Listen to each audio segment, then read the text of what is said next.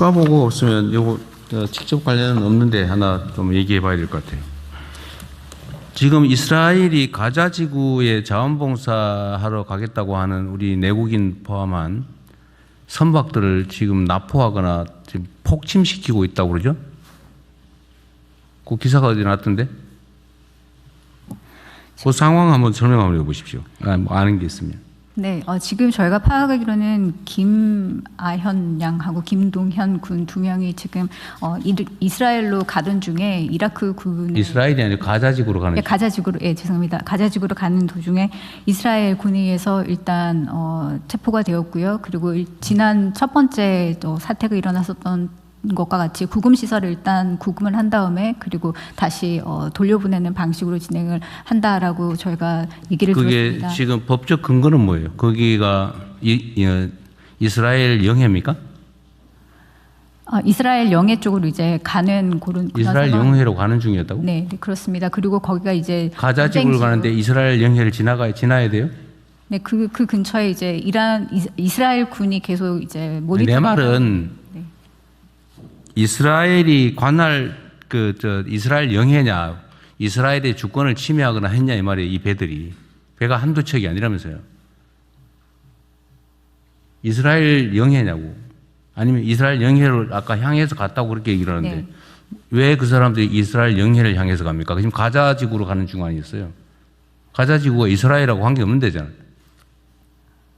그 지역을 이제 통제를 하고 있는 그런 관할권을 이제 주장을 하고 있기 때문에 그래서 그쪽에 이제 모니터링 선을 치고 모니터링 선을 치고 네, 있는데 치고 거기를 침범했다고 한다고 체포했단 말이에요? 아니, 정확하게 얘기해 보세요. 모르는 거예요. 입장이 난처해서 얘기하는 거예요. 뭐 있는데 얘기하세요. 뭐 여기 이스라엘 정부도 아니고. 몰라요? 일단 저희가 파악하기로는 그런 식으로 계속해서 들어오는 선단들을 모두 다 체포를 하고 있는 그런 정황인 걸로 알고 있습니다. 그러니까 그게 불법이냐 합법이냐는 당연히 판단을 해야죠. 아는 사람 없어요? 네, 안보실장입니다. 네. 지금 이스라엘이 가자 지역에 군사 작전을 하고 있고 군사적인 통제를 가하고 있기 때문에 가자 지역에 대한 출입에 대해서 이스라엘이 통제를 하고 있습니다. 네, 그런 연장선에서 자기들이 선박이든 인원이든 출입을 통제한다 그런 입장이. 이스라엘 영해가 아니죠. 영해는 아닙니다만 가자 지역 전체를 이스라엘이 군사적으로 통제하고 있습니다. 불법 침범한 거 아니에요? 침략한 거 아니에요? 거기가.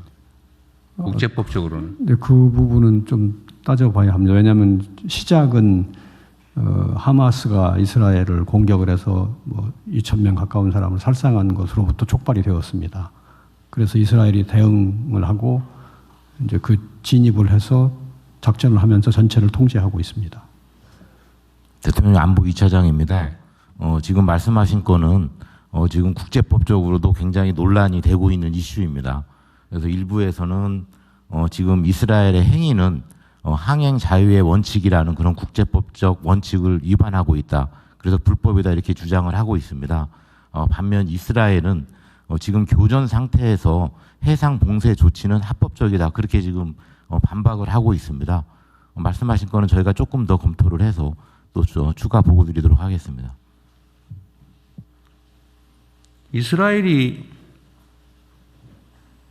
그러면 이스라엘이 남의 나라 침략해서 가서 전투 중이니까 그러면 그 이스라엘이 마음대로 제3국 국적 선박 마구 납포하고 요새는 보니까 아예 선박 엔진을 폭파해가지고 침몰시키다던데 선박을 끌고 가기가 너무 숫자가 많아가지고 선원들만 체포해가지고 잡아가고 나머지는 바다에 선박을 침몰시킨다 이렇게 기사가 났던데 하여튼 핵심적인 제가 드리는 말씀은 그게 이스라엘 영토냐 이 말이에요.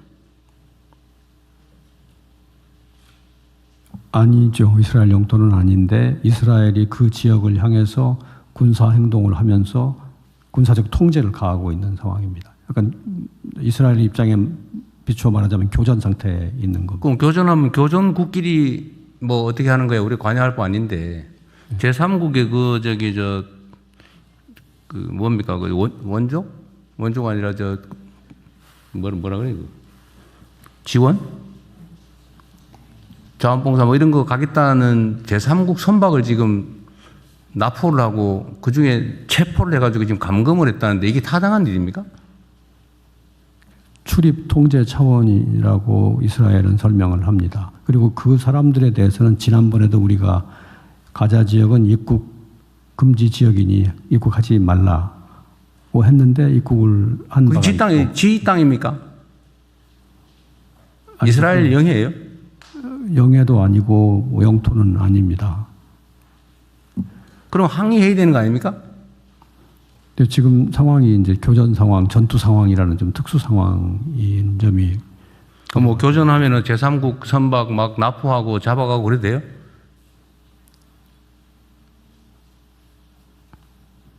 네, 좀 법적인 측면은 다시 한번 검토를 아니 법이고 자시고 기본적인 상식이 있는 거잖아요.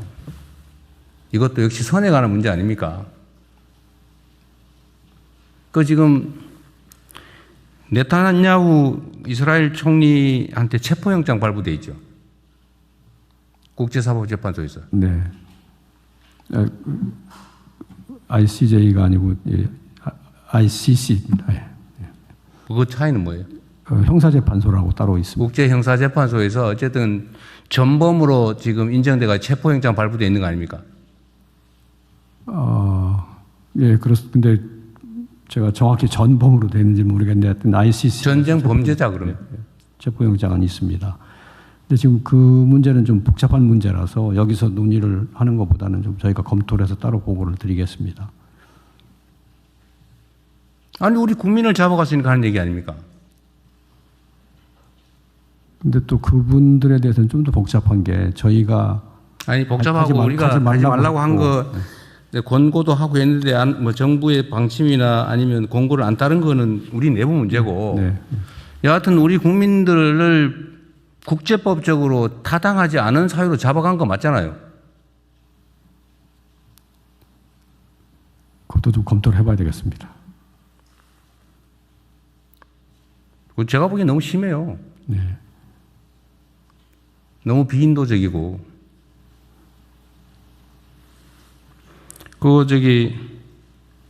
일단은 상황 파악을 정확히 하는데 지금까지야 뭐 외교 관계나 이런 거 고려해서 그런지는 모르겠는데 아무리 봐도 지금 유럽의 거의 대부분의 국가들은 지금 체포영장 발부해서 자기 국내로 들어오면 네타냐후 체포하겠다고 발표했죠. 유럽 대부분의 국가들이 그러지 않았어요?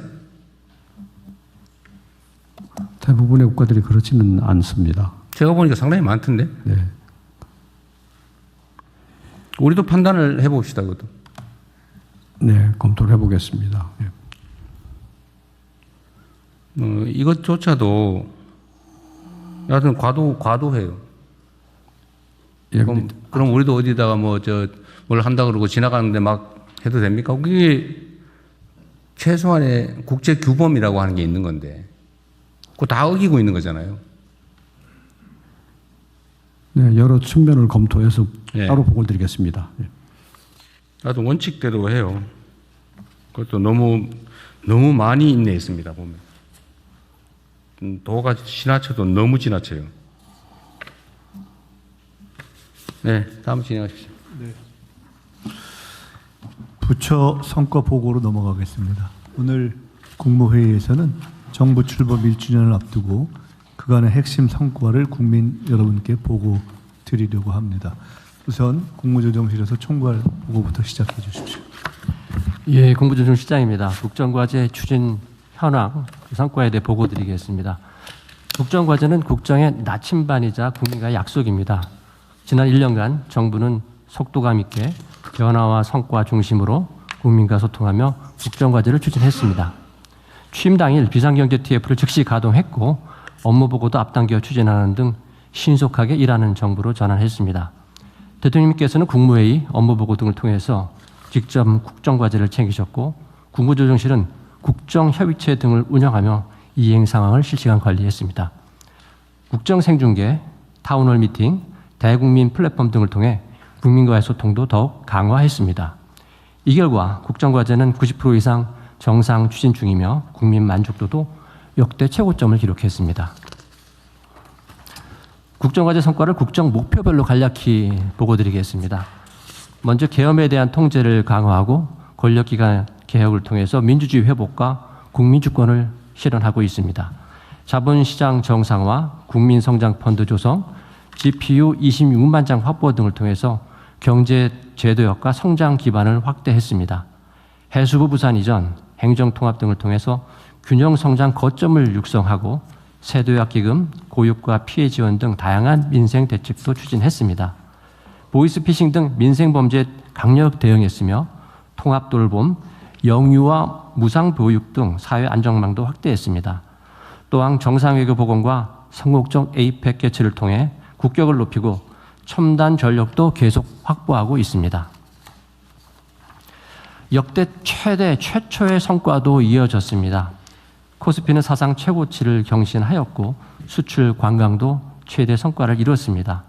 삭감되었던 R&D 예산을 역대 최대로 편성하였으며 임금 체불 청산율도 역대 최고치를 기록했습니다.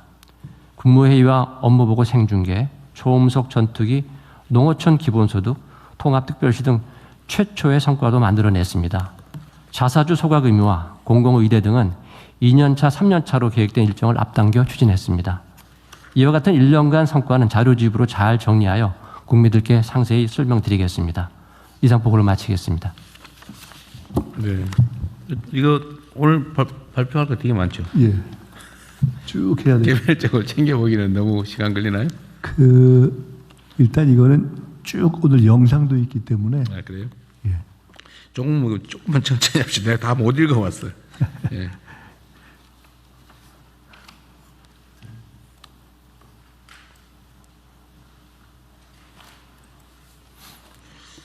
뭐 다른 건 다 좋은데 임금 체불 청산율이 90%다. 90.2%다. 이거는 일단 체불이 발생했다가 나중에 지급된 게 그렇다 그 말이죠. 맞습니다. 네. 그럼 10%는 이럴 경우에는 최당 지급합니까? 최단금 지급까지 또 못 이루고 청산된 걸로 보고. 네. 그럼 10%는 떼먹겠다 그 말이네요. 네, 다만 대통령님 저희가 임금 체불의 전체적인 규모나 숫자들도 줄고 있습니다. 그래서 그런 것까지 하면 조금 네. 국민들이 체감하실 수 있을 것 같아요. 하여튼 최당 지급, 그러니까 대신 지급해 주는 거를 늘리고 최당 지급한 거는 이제 우리가 청구해서 대위 청구해서 받아야 되는데 그거 인력이나 이거 충분히 있어요? 네, 지금 근로복지공단에서 하고 있는데 저희가 지금 국세청하고 협업해서 그런 부분들도 대통령이 여러 번 강조하셨듯이 그 체당금을 회수하는 것. 체납 체분 절차에 의해서 하기로 바꿨어요? 네, 그렇습니다. 어쨌든 이것도 영구적으로 떼먹지 못하게 철저하게 좀 관리하면 좋겠어요. 네, 그렇게 하겠습니다. 남 일한 대가를 떼먹는다는 게 말이 안 되잖아요, 그죠? 네. 네. 경제, 사회안전, 외교안전 세 분야로 나눠서 진행을 하겠고요. 그 다음에 홍보 영상이 있는 기관들이 있기 때문에 그 경우에는 발표 전에 영상을 먼저 상영한 뒤 보고를 해주셔야 되겠습니다. 오늘 제법 순서가 많은데요. 우선 경제 분야 14개 기관을 재경부, 과기정통부, 농식품부, 산업부, 기후부 순서대로 먼저 보고해 주십시오. 네, 경제 분야 재경부 차관입니다. 그간 관계부처의 노력과 국민들이 합심하여 만들어낸 거시경제, 민생 관련 지난 1년간 주요 성과를 보고드리겠습니다. 먼저 경기 회복과 성장세 가속화입니다. 대한민국 경제는 지난해 계엄 충격에서 빠르게 반등에 성공하여 대내외 불확실성에도 불구하고 경기를 회복시키고 성장세를 가속화하고 있습니다. 특히 금년 1분기 성장률이 전분기 대비로 1.7%를 기록하여 현재까지 발표된 OECD 주요국 중 1위를 달성하였습니다. 두 번째 박스입니다. 이러한 경제 성장은 세액 기반 확충으로 이어졌습니다.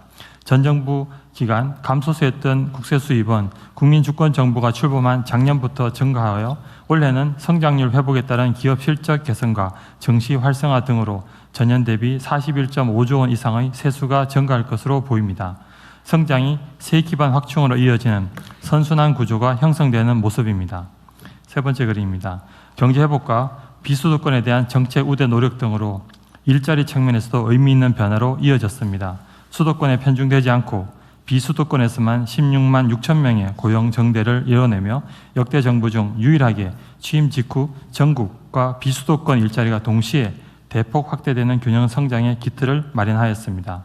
이러한 흐름을 반영해 주요 기관 및 투자은행도 금년도 우리 경제 성장률 전망을 일제히 상향 조정하고 있습니다. 다음입니다. 두 번째로 글로벌 무대에서 대한민국 경제 위상이 한 단계 높아졌습니다. 첫 번째 그림입니다. 수출은 반도체발 호주에 힘입어 올해 1분기 기준으로 일본, 이탈리아, 영국을 제치고 세계 5위로 도약하였고 경상수지도 1분기 738억 불 흑자로 분기별 기준으로 역대 최대치를 경신하였으며 이는 작년 연간 경상수지 실적의 60%에 육박하는 실적입니다.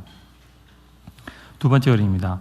고질적 저평가로 지적받던 우리 증시는 정부 출범 이후 코스피 7천 시대를 열며 주요국 중 가장 높은 상승률을 보였습니다.